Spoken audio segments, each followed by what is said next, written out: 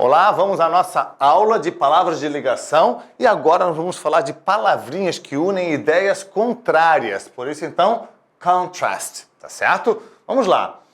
Primeira palavra destacada, a palavra however. Vamos ver um exemplo dessa palavrinha.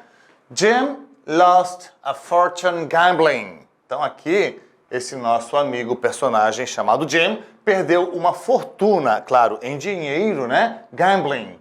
Jogando, apostando em jogos, tá ok? Jogando a dinheiro, né?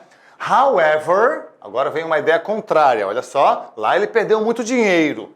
He still lives in a mansion. Então aqui ele mora numa mansão, numa casa enorme e tal, né? Então however significa entretanto, significa porém, significa no entanto, tá? A palavra however pode sempre, com esse sentido aí, ser substituída pela palavra but, que também significa porém ou mas, né? Então, he lost a fortune gambling, but he still lives in a mansion. Então, vamos lembrar que however e but são interchangeable, tá? Uma substitui a outra sem mudança no sentido da frase. Ou ainda, né, com esse mesmo sentido, eu poderia usar a palavra yet. Olha só, Jim lost a fortune gambling, yet he still lives in a mansion. A palavra yet pode ser traduzida como porém ou mesmo assim, tá? Então veja só, perdeu uma fortuna, porém, mesmo assim, mesmo tendo perdido a fortuna, ainda mora em uma mansão, tá certo? Item de número 2, a palavra although, que também une ideias contrárias. Vamos ver o nosso exemplo. Although it was raining, we enjoyed the trip. A palavra although, ela não necessariamente precisa começar a frase. Não. Eu poderia inverter a posição das duas orações. A minha frase poderia começar aqui, ó. We enjoyed the trip, vírgula. Although it was raining. Então, não importa a ordem das orações, legal? Although significa embora. Então, embora estivesse chovendo, adoramos a viagem, tá legal?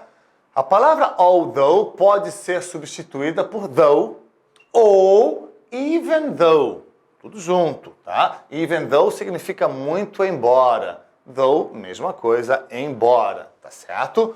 Muito bem. O que a gente também tem que destacar é que as três conjunções, olha só, elas exigem uma oração logo em seguida. Então, logo depois da palavra although, tem que vir o sujeito de uma oração. Oração, o que é uma oração? Uma estrutura com sujeito, verbo e tempo verbal. Então, obrigatoriamente, depois de although, oração. Isso é importante, tá bom? Item 3, despite. Vamos ver o exemplo, olha só. Despite the rain, we enjoyed the trip. Percebemos aqui a semelhança entre essas frases, né? Despite significa apesar de, no caso então, apesar da chuva, curtimos ou adoramos, curtimos muito a viagem. A informação é basicamente a mesma. Só que, primeiramente vamos ver qual é o substituto de despite. Despite, então, pode ser substituído por in spite of, sem mudança no sentido. In spite of the rain, we enjoyed the trip. Só cuidado, não pode falar despite of. Se você quiser o uso da palavra of, in spite of. Legal? Agora vamos aqui perceber que depois de despite, não podemos colocar uma oração, de jeito nenhum. Mas o que pode vir depois de despite? Ou um substantivo, como ali, né? Apesar da chuva. Ou num outro exemplo, apesar do sol, apesar do calor, apesar do frio e assim por diante.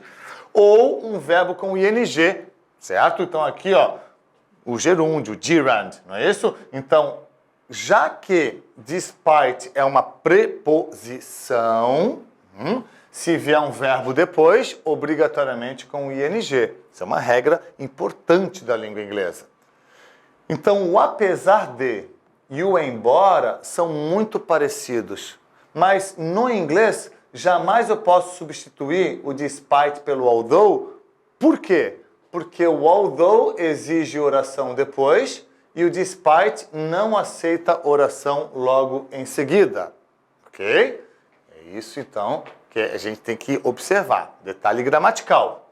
Item de número 4, whereas. Vamos ver um exemplo? His wife loves to spend the holidays in the mountains, whereas he prefers to go to the sea. A palavra whereas significa enquanto que, sempre trazendo ideias contrárias, ou melhor, unindo ideias contrárias. A esposa dele adora, né, os feriados ou as férias nas montanhas, enquanto que ele, diferentemente da mulher dele, prefere, no caso, a praia, o oceano, né, o mar. A palavra whereas pode ser substituída sempre por while. His wife loves to spend the holidays in the mountains, while he prefers to go to the sea. Então ali vamos aqui lembrar whereas and while being interchangeable. Tá certo? E número 5 nós temos nevertheless. Vamos ver o exemplo? Olha só. She didn't like the price of the dress. Não gostou do preço, quer dizer, o preço caro e tal, né? Nevertheless, olha aí, she bought it. Então, nevertheless significa mesmo assim, tá? Mesmo assim. Nevertheless poderia ser substituída sem mudança por nonetheless. Palavra que é muito formal, pode aparecer, porém, num texto, tá? She didn't like the price of the dress, nonetheless, mesmo assim, she bought it. Ok? Ou ainda o yet, que a gente viu lá anteriormente. Lembra o que significa também mesmo assim? Então aqui, ó. She didn't like the price of the dress, yet she bought it. Cuidado para não confundir, porque a palavra yet, ela tem dois sentidos no inglês. Um dos sentidos é esse aqui, que significa mesmo assim.